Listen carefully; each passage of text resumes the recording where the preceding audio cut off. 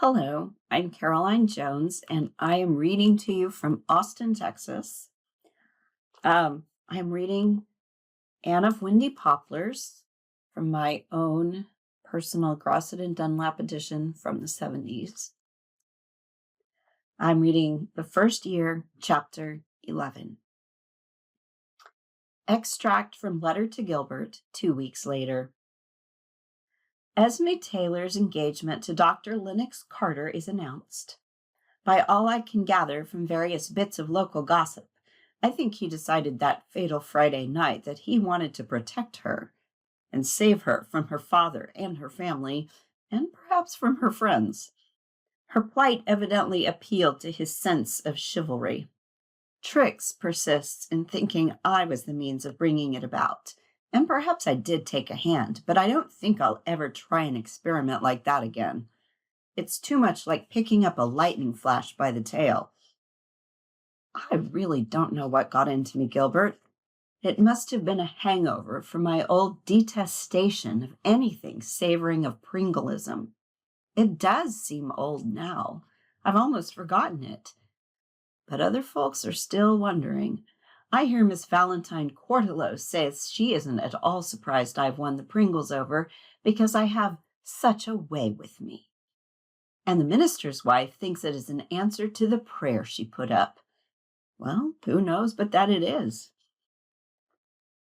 Jen Pringle and I walked part of the way home from school yesterday and talked of ships and shoes and sealing wax, of almost everything but geometry. We avoid that subject. Jen knows I don't know too much about geometry, but my one wee bit of knowledge about Captain Myram balances that. I lent Jen my Fox's Book of Martyrs. I hate to lend a book I love. It never seems quite the same when it comes back to me. But I love Fox's Martyrs only because dear Mrs. Allen gave it to me for a Sunday school prize years ago. I don't like reading about martyrs because they always make me feel petty and ashamed. Ashamed to admit I hate to get out of bed on frosty mornings and shrink from a visit to the dentist. Well, I'm glad Esme and Trix are both happy. Since my own little romance is in flower, I am all the more interested in other people's. A nice interest, you know. Not curious or malicious, but just glad there's such a lot of happiness spread about. It's still February, and on the convent roof the snows are sparkling to the moon. Only it isn't a convent, just the roof of Mr. Hamilton's barn. But I'm beginning to think only a few more weeks till spring, and a few more weeks then till summer, and holidays, and Green Gables, and golden sunlight on Avonlea meadows, and a gulf that will be silver at dawn and sapphire at noon and crimson at sunset, and you. Little Elizabeth and I have no end of plans for spring. We are such good friends. I take her milk every evening, and once in so long she's allowed to go for a walk with me. We have discovered that our birthdays are on the same day, and Elizabeth flushed, divinest rosy red with the excitement of it. She is so sweet when she blushes. Ordinarily, she's far too pale and doesn't get any pinker because of the new milk. Only when we come back from our twilight trysts with evening winds does she have a lovely rose color in her little cheeks.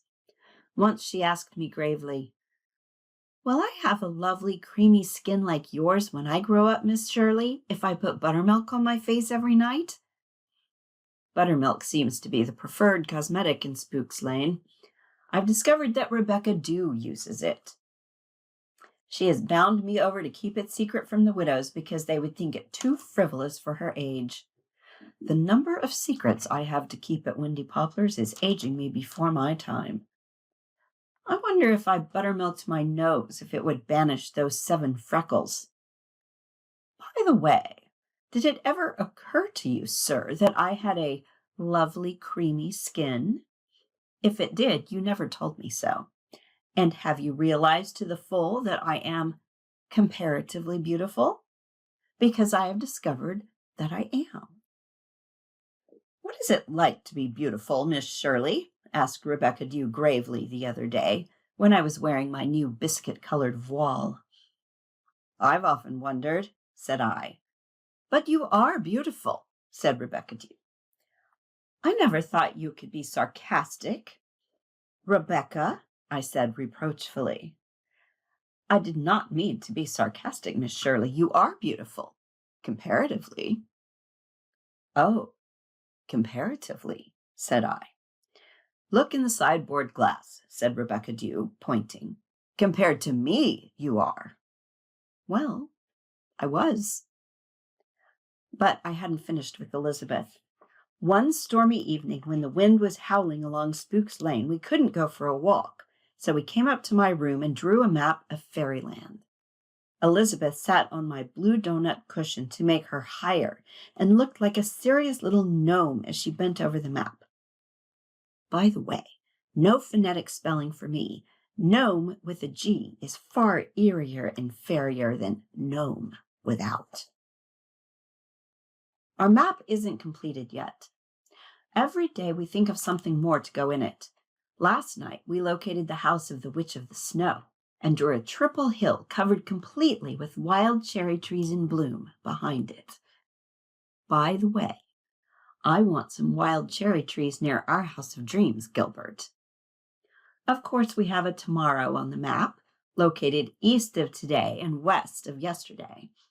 And we have no end of times in fairyland. Springtime, long time, short time, new moon time, good night time, next time, but no last time, because that is too sad a time for fairyland.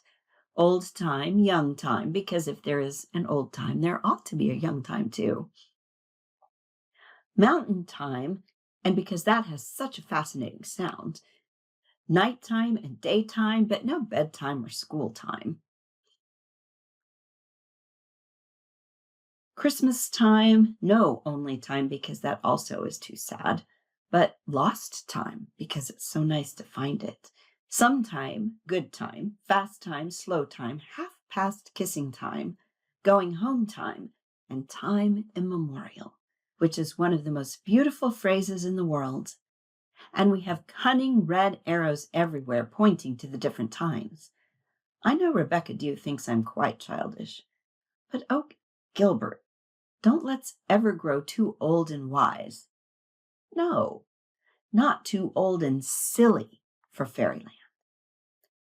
Rebecca Dew, I feel sure, is not quite certain that I am an influence for good in Elizabeth's life.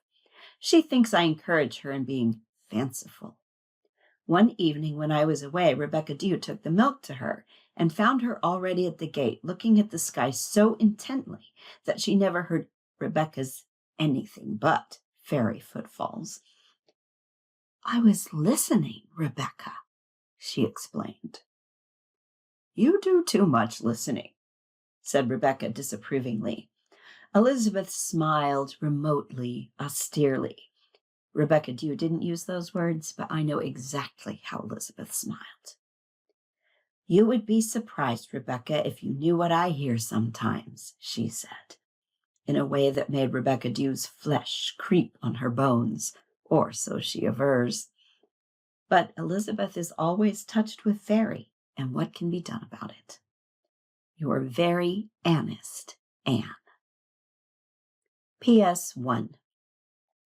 Never, never, never shall I forget Cyrus Taylor's face when his wife accused him of crocheting. But I shall always like him because he hunted for those kittens. And I like Esme for standing up for her father under the supposed wreck of all her hopes. P.S. 2. I have put in a new pen, and I love you because you aren't pompous like Dr. Carter. And I love you because you haven't got sticky out ears like Johnny. And the very best reason of all, I love you for just being Gilbert.